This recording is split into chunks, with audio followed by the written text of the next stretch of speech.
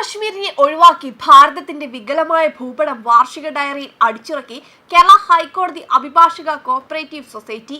ജമ്മു കാശ്മീർ, ലഡാക്ക് എന്നീ പ്രദേശങ്ങളെ ഇന്ത്യയുടെ ഭാഗമല്ലാത്ത രീതിയിലാണ് ചിത്രീകരിച്ചിരിക്കുന്നത്. പ്രദേശം പാകിസ്ഥാന്റെ അധീനതയിലാണ് ഉള്ളത് എന്നാണ് ഭൂപടത്തിൽ രേഖപ്പെടുത്തിയിരിക്കുന്നത്. കറുത്ത കുത്തുകൾ കൊണ്ടാണ് പ്രദേശം അടയാളപ്പെടുത്തിയിരിക്കുന്നത്. അതേസമയം മറ്റു സംസ്ഥാനങ്ങൾക്ക് വിവിധ നിറങ്ങളിലാണ് ചിത്രീകരിച്ചിരിക്കുന്നത്. കഴിഞ്ഞ ദിവസമാണ് ഡയറികൾ അംഗങ്ങൾക്ക് വിതരണം ചെയ്തത്. സംഭവം വിവാദമായതോടെ ഡയറികളിൽ നിന്നും വികലമായ ഭൂപടം പ്രസിദ്ധീകരിച്ച 66-ാം പേജ് കീറിക്കളഞ്ഞ് തൽക്കാലം തടി തപ്പിയിരിക്കുകയാണ് സഹകരണ സംഘം. കോഓപ്പറേറ്റീവ് സൊസൈറ്റിക്കെതിരെ കേസെടുക്കണമെന്നാവശ്യപ്പെട്ട് എറണാകുളം സെൻട്രൽ സ്റ്റേഷനിൽ പരാതി നൽകിയിട്ടുണ്ട്. കേന്ദ്ര സർക്കാർ അഭിഭാഷകനായ ആർ പ്രശാന്ത് കുമാറാണ് പരാതി നൽകിയത്. ഇത്തരം ഭൂപടങ്ങൾ രാജ്യത്തിന്റെ പരമാധികാരത്തെയും അഖണ്ഡതയും ചോദ്യം ചെയ്യുന്നതാണെന്ന് പരാതിയിൽ പറയുന്നു. ഭാരതീയ ന്യായ സംഹിത പ്രകാരവും 1961 ക്രിമിനൽ നിയമ ഭേദഗതി നിയമപ്രകാരവും നടപടി സ്വീകരിക്കണമെന്നാണ് പരാതിക്കാരൻ ആവശ്യപ്പെട്ടിരിക്കുന്നത്.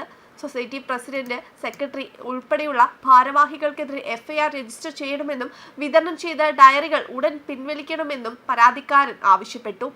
അതേസമയം 1846 മുതൽ 1947 വരെ ബ്രിട്ടീഷ് സാമ്രാജ്യത്തിന് കീഴിൽ മഹാരാജാവിന്റെ ഭരണത്തിലുണ്ടായിരുന്ന ഒരു നാട്ടുരാജ്യമാണ് കാശ്മീർ ആൻഡ് ജമ്മു. 1846 ഒന്നാം ആംഗ്ലോ സിഖ് യുദ്ധത്തിലെ വിഭജനത്തെ തുടർന്ന് ഈസ്റ്റ് ഇന്ത്യ കമ്പനി കാശ്മീർ താഴ്വര പിടിച്ചെടുക്കുകയുണ്ടായി.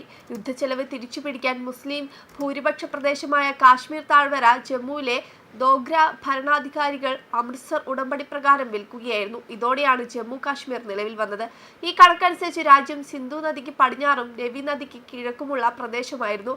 ഇതിന്റെ വിസ്തീർണം 8900 ചതുരശ്ര കിലോമീറ്റർ ആയിരുന്നു. പിന്നീട് ഹൻസ, നാഗർ, ജിൽജിത്ത് എന്നീ പ്രദേശങ്ങൾ രാജ്യത്തോട് കൂട്ടിച്ചേർക്കപ്പെട്ടു.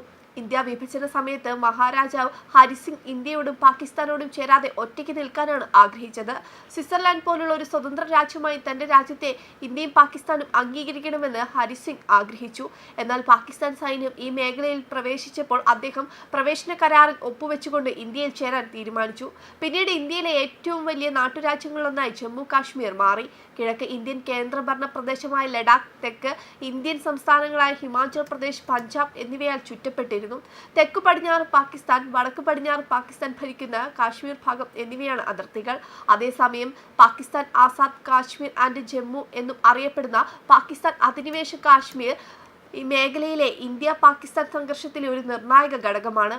പാകിസ്ഥാൻ ഭരിക്കുന്ന പ്രദേശമാണെങ്കിലും ഇന്ത്യ അവകാശപ്പെടുന്ന ഈ പ്രദേശം ദക്ഷിണേന്ത്യയിലെ ഏറ്റവും തർക്ക പ്രദേശങ്ങളിൽ ഒന്നാണ്. 2025 ഏപ്രിൽ പഹൽഗാമിൽ നടന്ന ഭീകരാക്രമണവും നിയന്ത്രണ രേഖയിൽ വർദ്ധിച്ചുവരുന്ന സംഘർഷങ്ങളും മൂലം തീവ്രവാദ കേന്ദ്രമെന്ന നിലയിൽ POKയുടെ പങ്ക്, അതിന്റെ തന്ത്രപ്രധാനമായ സ്ഥാനം, അത് തിരിച്ചുപിടിക്കുന്നതിൽ ഇന്ത്യയുടെ ഉറച്ച നിലപാട് എന്നിവ വീണ്ടും ശ്രദ്ധാകേന്ദ്രമായി. പാകിസ്ഥാൻ അധിനിവേശ കാശ്മീർ ചരിത്രപരമായി ജമ്മു കാശ്മീർ നാട്ടുരാജ്യത്തിന്റെ ഭാഗമായിരുന്നു. ഇപ്പോൾ ലയന കരാറിൽ ഒപ്പുവെക്കാനുള്ള തീരുമാനത്തിന്റെ ഫലമായി ഇത് ഇന്ത്യയുടെ ഒരു പ്രധാന ഘടകം. വെബ് ഡെസ്ക് കർമ്മ ന്യൂസ്.